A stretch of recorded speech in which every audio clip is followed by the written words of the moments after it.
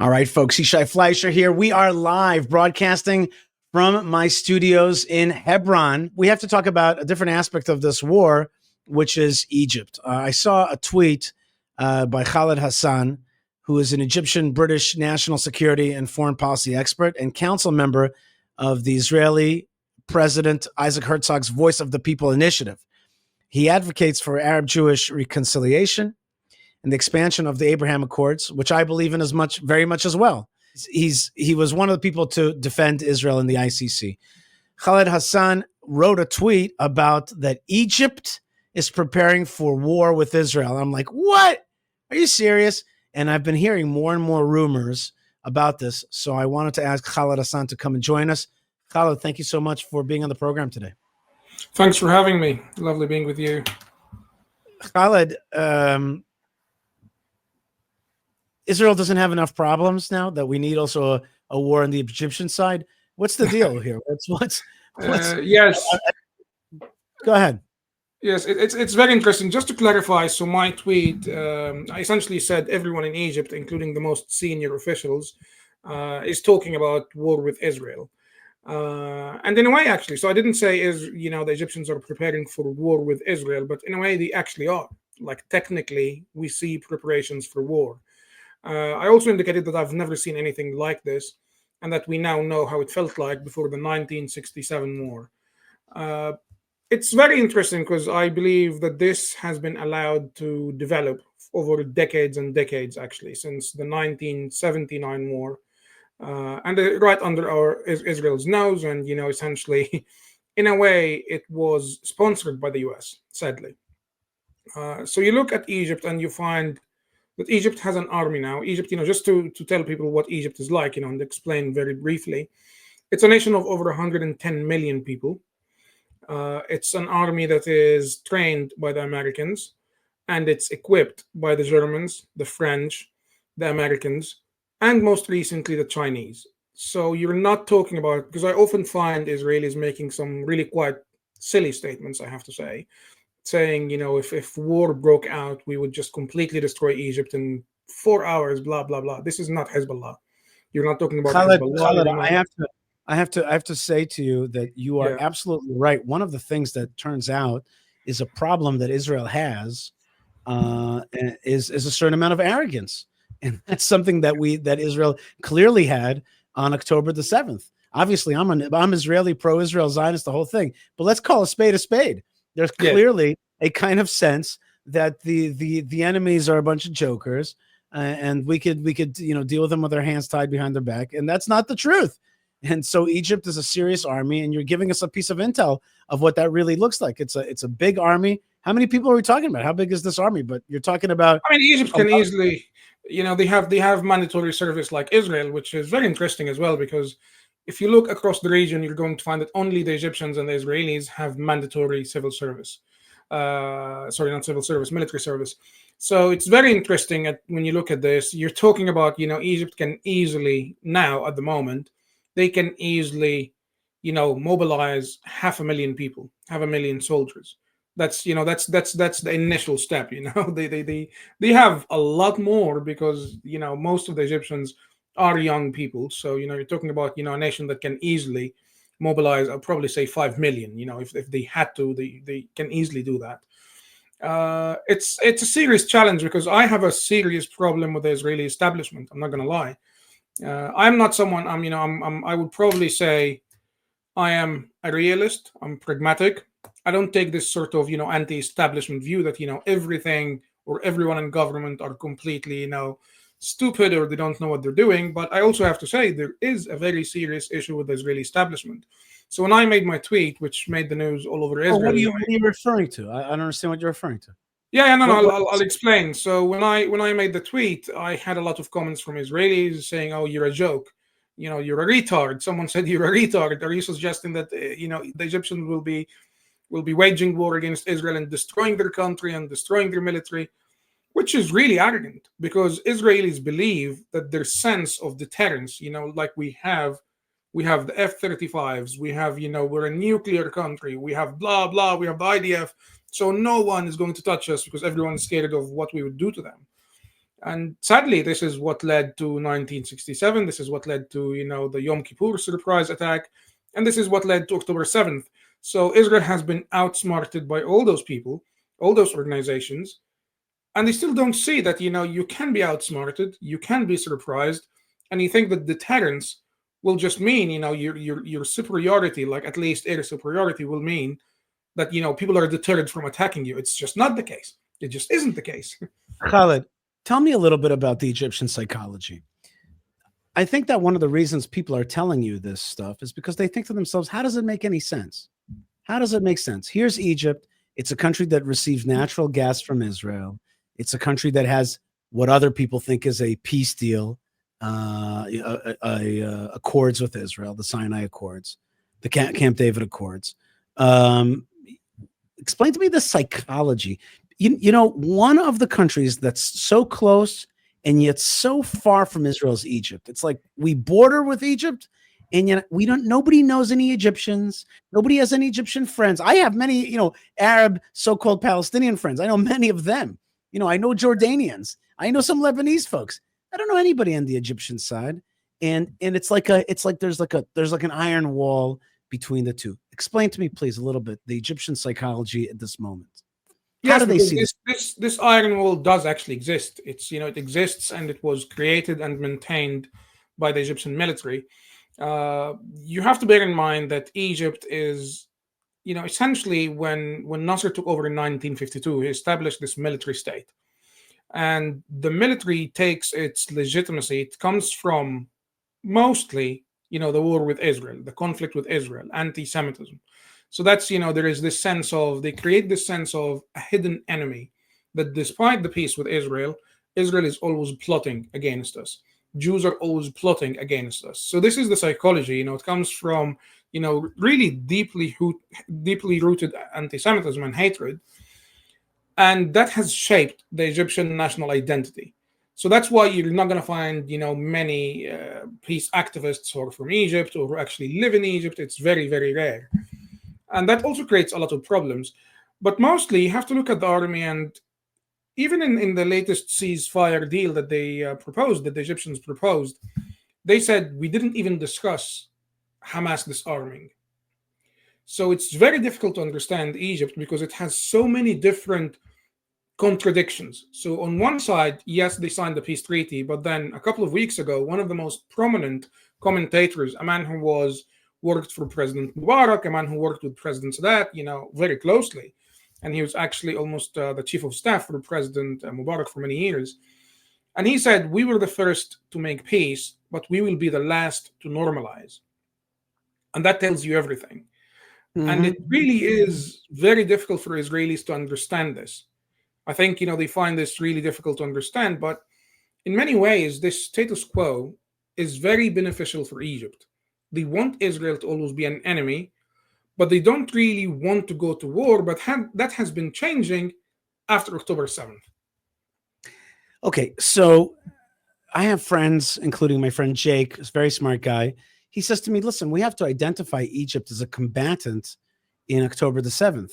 There's two elements of how Egypt is part of this war. First element is all of the war material, all of the arms, they were all shipped through the Sinai, through the tunnels and under Rafah in the Sinai. Egypt closed their eyes or maybe aided and abetted a host of influx of weaponry into Gaza through the Sinai. So that's number one. That means they're actively part of the war. The other one is, here comes a situation, and this is just crazy, that you have millions of people that need to be refugees so they could be safe from this war zone, get clean, fresh water, eat normal food, and be protected and get out of harm's way, just like in every other conflict, like in Ukraine or in Syria. People are displaced. That means that the word displaced is not a nice word, but the word keeping themselves alive and being refugees so they get out of harm's way. And the natural place for them to go is the Sinai, which is Egypt controlled today. It's got plenty of space. You could set up tents there. You could have UN feed people, but the Egyptians closed and barred the border between Gaza and the Sinai. So in many ways, they want to keep them there, these Gazans, as fodder to die for so-called Palestine. And they're basically happy for them to die and to be a cannon fodder and thereby besmirch Israel, but certainly not to save them and to save their lives. So here are two ways that Egypt is part of this war. And now you're telling me that they're even talking about, in their upper echelons, are talking about a full conflict with Israel and mentally preparing for it. So is that right? Should Khaled, should Israel see Egypt as a combatant in this war of So October this is 7th? very interesting because I think and I spoke to many senior IDF officers, and I spoke to many people, generally, in politics in Israel who are very senior, and many of them would completely reject this. They would say, no, you're setting us decades behind, decades back, because if you say, essentially that the peace with Egypt is collapsing, then they believe that this is the foundation of peace with all Arab countries, which I don't believe. They believe this is the foundation of the Abraham Accords. So many would say no, but I generally believe, and I have been saying this, it's really important that the US and Israel recognize that Egypt is not an ally in many ways. Yes, the US and Egypt have, the Bright Star military drills, which just happened. They're the largest in the region, and you almost had 40 countries contributing and taking part in this. But it's a serious challenge. I would definitely say, when it comes to Israel, yes, Egypt is, frankly, an enemy state.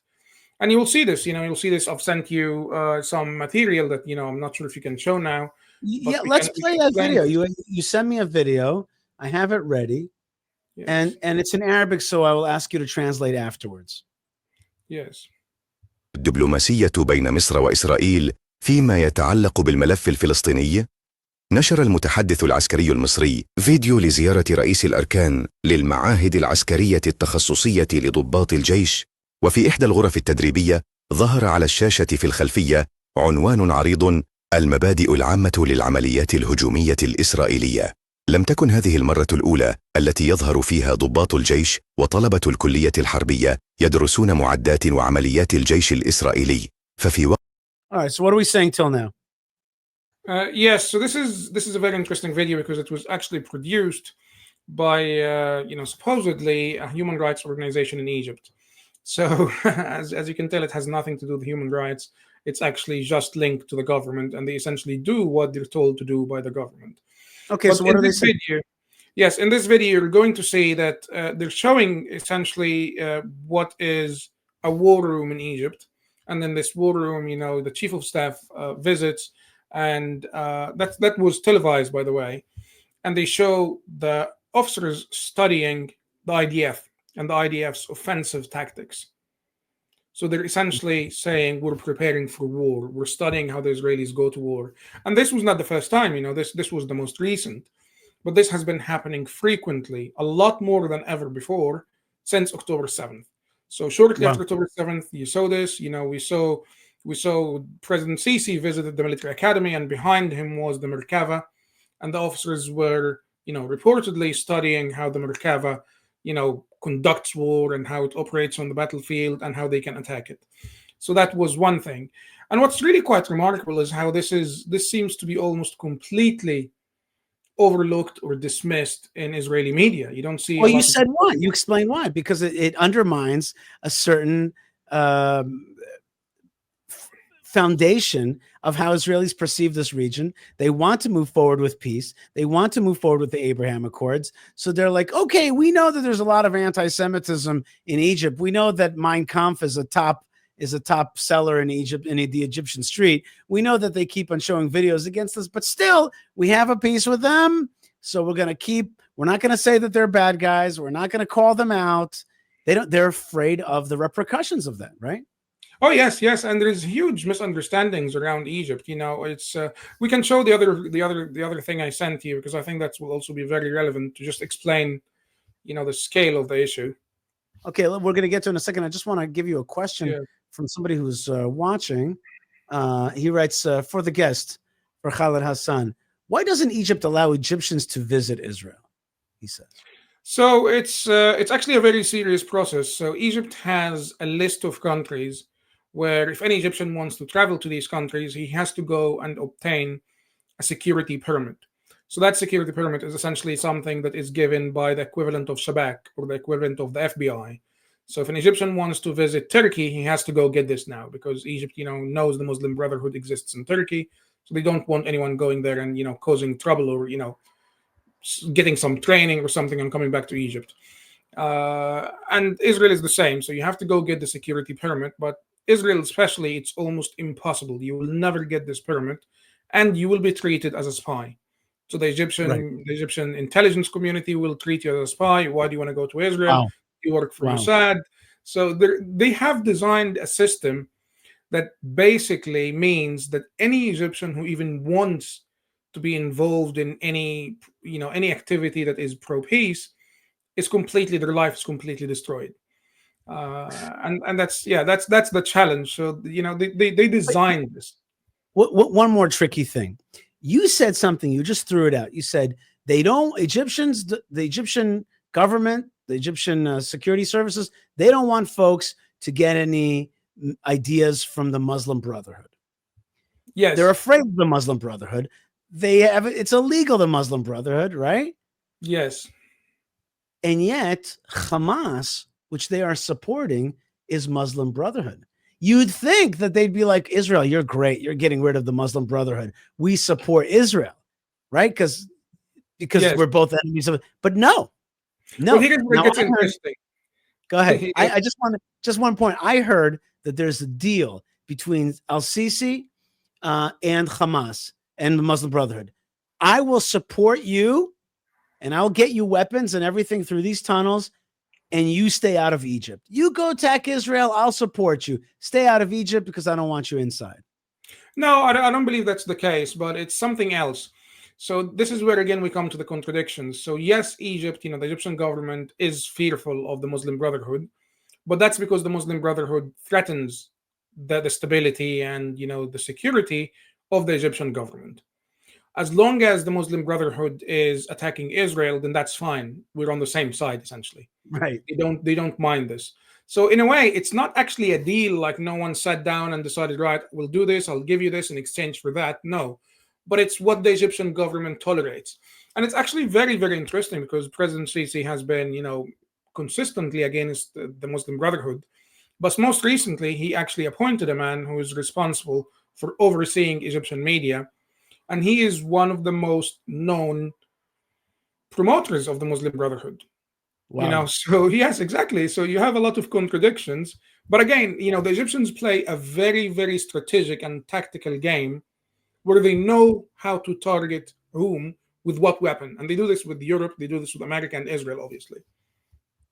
What's their relationship with Qatar? That's also another player that knows how to play both sides. What's Egyptian relationship with Qatar? So we've seen actually, the relationship warming recently over that issue of, Israel, because again, that's an issue that unites many people in the Arab world, sadly. And Egypt is also very desperate for investments. So very shortly after October 7th, we saw a delegation of Qatari businessmen. They went and met with the man who is the chief of Sinai tribes. So he's kind of the king of Sinai. And they pledged investments to his group of companies. So Qatar has been increasing its influence in Egypt since October 7th, and Egypt has been, more than willing and more than happy to allow this to happen. Khaled, you wrote in your tweet that the top echelons of the Egyptian military are talking about war.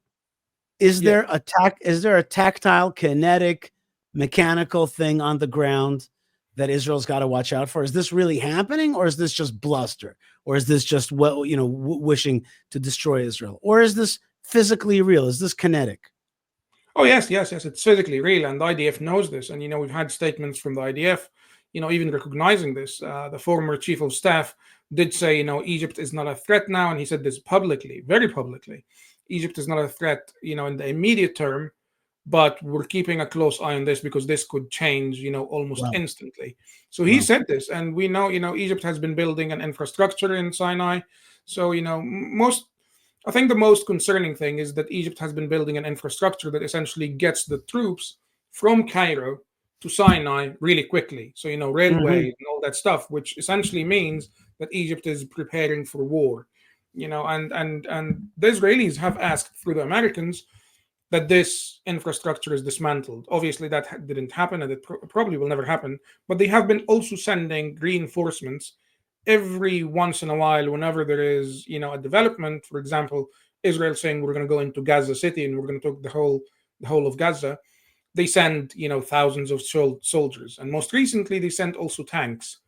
So tanks, and that's the interesting part, because if the Egyptians are really worried about the prospect of Gazans breaking into Egypt, if you will, then you don't need tanks to fight the Gazans. Obviously, the Gazans they're not a military. It will be mostly civilians fleeing Gaza.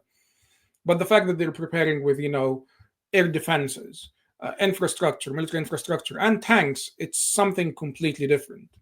Right. There was a statement I saw that there was a statement made by an important person in Egypt who said that we don't want to let the Gazans in because that would not be part of the glorious national fight for Palestine, and we don't want to let them in. And basically, they should die out there for the glory of fighting the Jews. We're not going to give them any safety here in Egypt. Did I say that right, or did I misquote? Who Yes, was that? yes, to a large extent, yes, that is accurate. So the Egyptians would publicly argue that, if we allow the Gazans into Sinai, then that means we are giving the Israelis, a victory. Why would you do this and, completely, destroy this Palestinian cause and basically give the Israelis what they want? Which I understand, but it's not just it's not about this at all, actually, in my view. If you look at Egypt uses certain issues as strategic advantage and for leverage over different countries. So with the Europeans, they use illegal migration. So they go to the Europeans and get a few billions of dollars every once in a while, because they say we've got almost 11 million migrants, illegal migrants and legal migrants, who are refugees from Sudan, from Syria, blah, blah, blah. And Egypt has a very strong, cooperation agreement with the EU to prevent illegal migration from North Africa. So the Egyptians always use this as, the stick to beat the Europeans and just go and, like, right, if you don't give us money, we're going to let this blow up. They do the same when it comes to Gaza, and they say to, obviously, the Americans and Europe, we are trying to maintain the peace there. If we don't, you're going to have to give us money. It's really quite a big game that they play. That's not the only factor, but that's one of the factors. So for Egypt, the status quo of, Hamas remaining where it is means that they get a lot of money, they get a lot of international backing, including from the French, from the Americans, even President Trump. He didn't reduce the Egyptian military aid because he wanted, things to remain stable. He probably will at some point. So they're playing a tricky, smart double game. And yet I always look at these countries and I say, you're so smart, you're so clever. And yet life isn't that great in Egypt today. There's no great welfare for the 100 million Egyptians. It's not a prosperity. It's not a great prosperity happening there. The anti-Semitism, it doesn't actually bring anything decent. There's no answer for the future of Egypt. There's no answer for this region. Sometimes I look at it, I'm like, what exactly are you offering? It's like, are you going to trick the Arabs for another 100 years and tell them that the only way to that we can have any strength or power is to just hate Israel? We can all hate it together and fight Israel. We can erase that Israel. Like, hasn't 100 years already proven to you Israel's not going anywhere? You might as well accept them. You might as well deal with it. Let's think about the region. Let's think about a better world. Like, where's this? Like, Sisi, wasn't he supposed to be like the smarter guy who was supposed to be anti-jihad, anti-Muslim Brotherhood? Wasn't he supposed to be allied with Israel and have He's a very kind smart. He's very. This is again. This is where people go wrong. So I've always said, and this was essentially the main reason I got into this, intelligence analysis and research generally.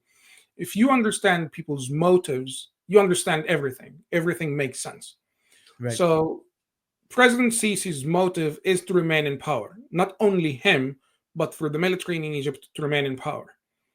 So when he went after, he got rid of the Muslim Brotherhood, and he was saying, I'm pragmatic, I'm, quite liberal, I want, Egypt to completely eradicate the threat of Islamism, he was selling a different version of himself to the West.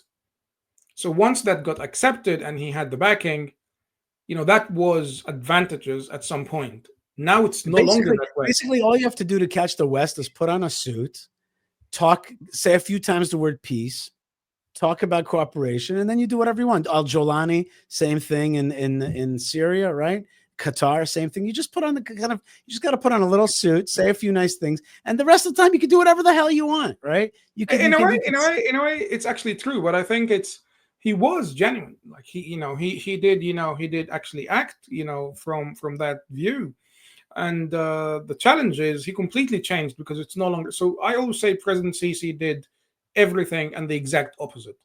So I said, I want Egypt to be welcoming. I want it to be tolerant. And he was the one, to rebuild and, renovate synagogues. But also he's the one who oversees a huge rise in anti-Semitism, even by Egyptian standards.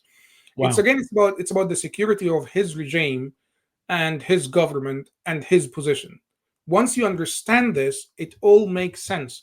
If Hamas goes now, President Sisi has been ruling Egypt and, the economy is completely on its knees, but he still continues to be in position because he's a very smart man and he's going to do whatever it takes. Well, I would call that clever. I know, I agree with you that as I said to you before, I'm a big believer in taking people seriously and taking the enemies seriously and thinking that they're very smart. I could see that he's smart, but he's not really smart. He's smart to survive. It's clever. It's not smart for his people. There's no future. Oh, well, in many cases, this is where you find Egypt and Saudi Arabia, for example, completely different. So Saudi Arabia does what is right for its people. The UAE does what is right for its people.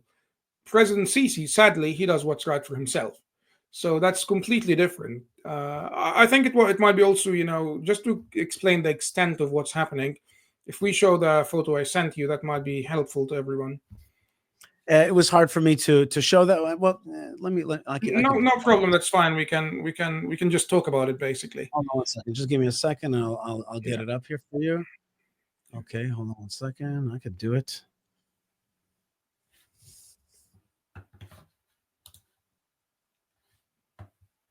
Okay.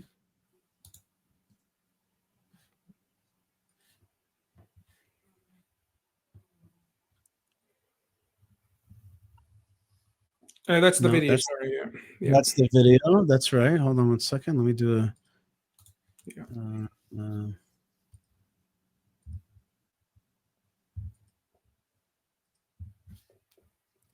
Is that it? Let's see. I can't see it yet. Let's see. Here we go. That's the picture that. Yeah. Yes. So this is Diat Rashwan. Diat Rashwan is the head of the Egyptian State Information Service. So the Egyptian State Information Service is basically the Egyptian government's PR agency. But it's very specific. It's very specific in terms of it answers to the president of Egypt. It doesn't answer to the foreign ministry. It doesn't answer to anyone else. It answers to the president of Egypt. And in this comment, he is saying the distance between Al Arish and Tel Aviv. Al Arish is a city in northern Sinai in Egypt. And Tel Aviv does not exceed 100 kilometers. And he was saying this in response to basically, we can invade Israel and we can go and take over Tel Aviv. And why would we bother with, engaging with the Israelis in Gaza or Sinai or wherever? We're just going to go ahead and essentially take Tel Aviv. So completely destroy Israel. We're back to Abdel Nasser. We're back to Nasser. Yes. Oh, yes. It's far worse. It's far worse. Now, when I said this, I found even an Egyptian saying worse. Oh, wow. Yes. An Egyptian said to me, he's not the most senior official in Egypt. And that's actually a serious misreading because this man does not say whatever he wants. He says what he's told to say. This is the man who essentially speaks for the presidency in Egypt. This is not a comment that is, said by an average official. But this is one sample, I can give you hundreds. We've had President Sisi's mentor, for example, President Sisi's, who was his commanding officer in the military, by the way. and he's still, he's still seen as his mentor and very close to him. And he often goes on TV and says things even far worse than this. Things such as, Go ahead. we're going to completely destroy Israel. We're going to completely, wipe out Israel, and things that, it's, again, like I said, it's actually far worse than Nasser, because at the moment I think there is also an element in Egypt of, look at our military, it's huge. We've got submarines from Germany. We've got, the backing of the Chinese. We've got, we're trained by the Americans, and this has been ongoing for decades. Wow. Now, it's like sorry, it's the same thing. It's like they've got these superpowers that arm them, and the 6-Day War and the Yom Kippur War were in many ways proxy wars for superpowers. And here, what you're describing is that China, Russia, Germany, France, or even the United States are arming Egypt with a huge army, and they're talking now belligerently about taking over Tel Aviv. yes, it's a real challenge, I think, because I think the US especially invested billions in the peace between Egypt and Israel. So no matter what happens from the Egyptians, the US is avoiding any confrontation. They always say, Right. you know what, let's try to appease them, out of war, rather than confront them and decide, right, this is not working, because they're very scared, understandably, that Egypt is going to, go to the Chinese side, despite the fact that Egypt was the very first North African country to have military drills with the Chinese, by the way, very recently. And they allowed the Chinese to run reconnaissance flights over the Middle East. This was when we had, a lot of American air carriers in the Middle East. So, the Chinese had really a lot of, an interesting time with the Egyptians. So it's I'm very going to say serious. something. I'm going to say something which you're not going to hear on other podcasts. I want to say this right, and I want it to sound right. I'm not looking forward to a war with Egypt. I wish that they were our allies, but they deserve us to push back against them for what they did on October the 7th. And I've never been a fan of the Sinai Accords. I never thought that Sinai is really Egyptian. I think the people that live in Sinai are not Egyptian. I think that Sinai, from the Bible, when you left Egypt, you went to the Sinai. I always thought that Israel's greatest mistake that it made was giving up the Sinai, because that began the idea of land for peace, that began the idea of the two-state solution, began the idea of a so-called Palestinian autonomy. And so if a conflict brews, maybe Israel will take back control of the Sinai, which will protect it from Egypt, will protect it from Africa, will help it control the sea lanes. I think that the Suez Canal is Egyptian, always was, will be. Well, always was is not exactly true, because it was the Europeans that built it, but it was from the ancient Egyptian times they tried to build a canal to the Mediterranean.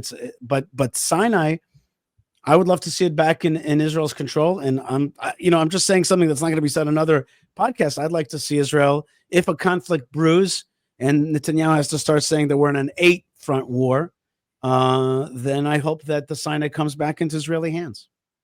I think the challenge is with this view is, number one, do the Israelis have what it takes to actually keep the Sinai? I don't think so.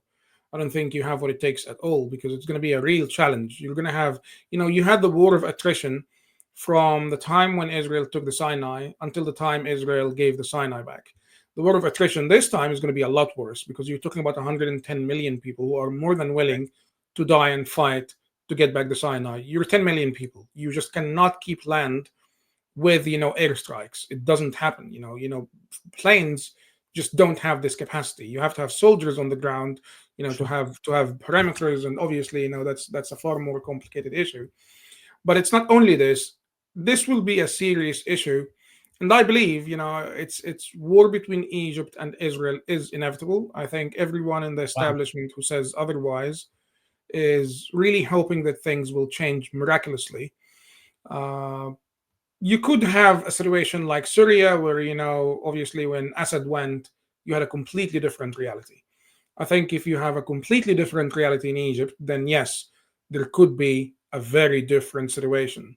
Otherwise, if you still have President Sisi, and if once President Sisi goes, you have someone else from the military with the same mindset, I think that makes war inevitable. So in my view, just to comment on war, I think war now is more likely than ever before. Wow. It's not highly likely, but it's more likely than ever before. I think, people need to understand the difference here, because a lot of people don't see this nuance. So what we're saying is Egypt is not going to war saying, right, let's fight. They're saying we have a red line, and if you cross that red line, we're going to go to war. Now, from my view, that red line is very blurry for the Israelis, and it can be easily, confused by the Egyptians, which could trigger war. But it's not going to be, an active decision. The Egyptians are going to say, right, let's go to war now. It's going to be more accidental, if you ask me. That's mostly because accidental, but at the same time, you're telling me that they're mentally mentally prepared. Yes, they're mentally prepared for that. So yes, mentally and physically. Israelis are not mentally prepared with war with Egypt. Yes, yeah, no, that's the thing. The Egyptians are mentally prepared for this. The Egyptians every single day. So, I mean, we have also Amr Adib, for example, who's actually the most prominent commentator in the Arab world, and he's Egyptian, and he has also Saudi nationality. He was given the nationality by the Saudis very recently, and he went and said, "My military gear is ready to go to war against Israel," and that's the most prominent. Would you say that October the 7th has whetted the appetite of a war with Israel in the Arab world? Yes. And the strike against Yemen and the strike against Iran, that hasn't subdued that appetite? No, I don't think it has, because the fact that Israel was invaded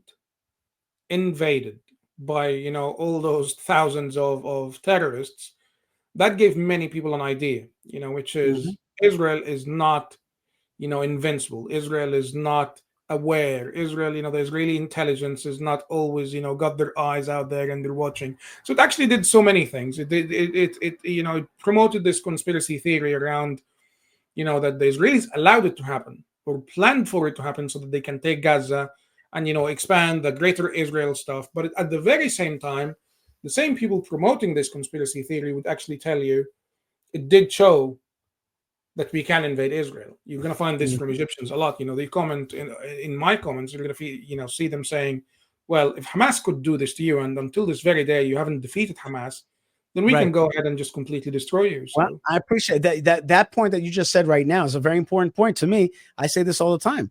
It's like for jihadists or anti-Israel folks, they're like, look, you can't defeat Hamas for 2 years. They're still there.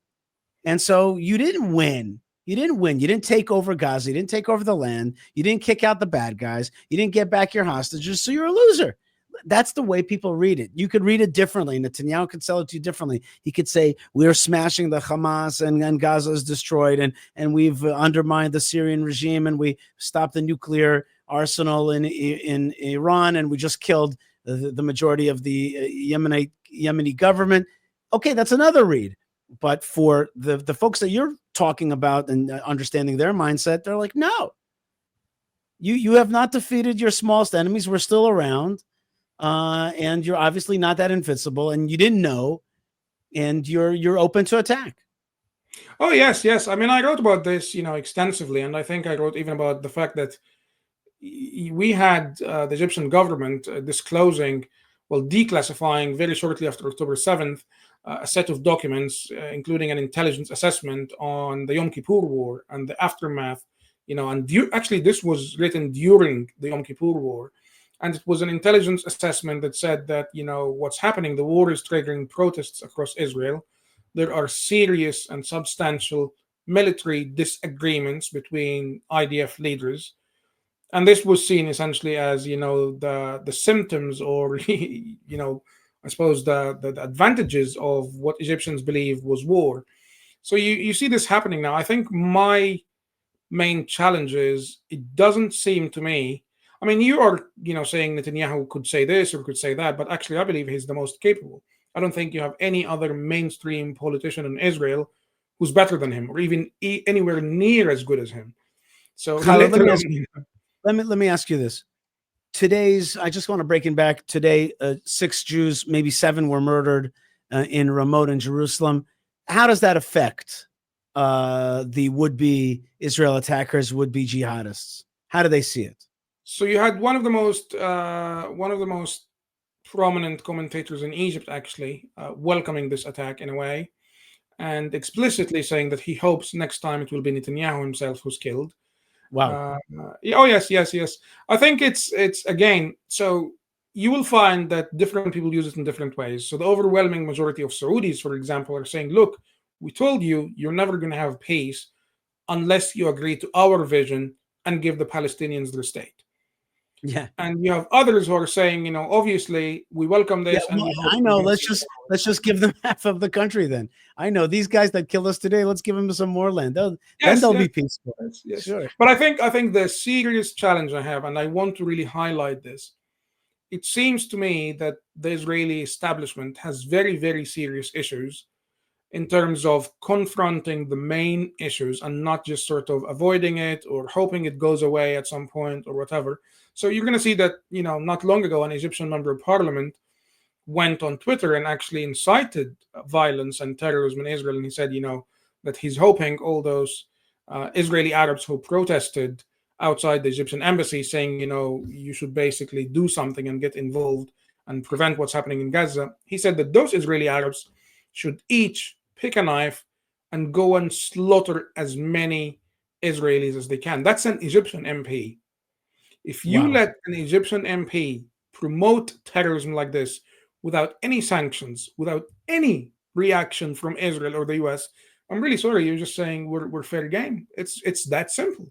You are fair game. It's Khaled Hassan is an Egyptian British national security and foreign policy expert and a member of the council, the Isaac Herzog's Council of Voice of the People initiative. Thank you very much for joining us today and giving us an insight into Egyptian psychology and the Arab world psychology. It saddens me because at the end, I say to myself, I say this a lot of times when I'm asked on other shows. I say to people like, what do you really think? Do you really think you're going to destroy Israel? Do you really think that this is going to bring anything to this region? It's not. You're not going to bring any blessings to your region, neither spiritual nor physical. It's just not, it's not real. And you're wasting everybody's time and money and lying to them, all these conspiracy theories, all these lies. And it's not going to give anybody a better life. And as you said, the Egyptian economy is on its knees. Israel's economy is $500 billion yearly. It's like, let's live together. Let's do tourism together. Where's Egyptian tourism? In the toilet. Where's Egyptian, exports? In the toilet. Look what they've even allowed their own, neighbors, the Yemenis down the Red Sea to do to their economy. Look what they've done. The terrorism that the Yemenis have done against shipping in the Suez Canal has destroyed whose economy? Egypt's. Yes. So it just boggles the mind. And in Judaism we say hasinah mekalkelet et hashura. The hate makes you kooky. It makes you miss the point of how to move forward, and that's a big mistake.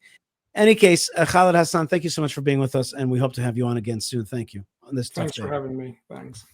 All right, Khaled Hassan, a great analyst and a great voice to help us understand what's happening in the Arab world, which is sometimes a world that we don't see so well. Sometimes we don't see it exactly with clarity. I want to thank you so much. I want to remind you to go to buymeacoffee.com/Yishai, and also our website dedicated to strengthening Israel, fightforisrael.org, fightforisrael.org, where we buy tractors, beautify the land, and do a lot of stuff to strengthen the land of Israel and its citizens and the Bible. And God bless you folks, wherever you are. Lots of energy from the good land, from the land of Israel, wherever you are. Blessings of Hashem from Yerushalayim, from Hebron, and Shalom.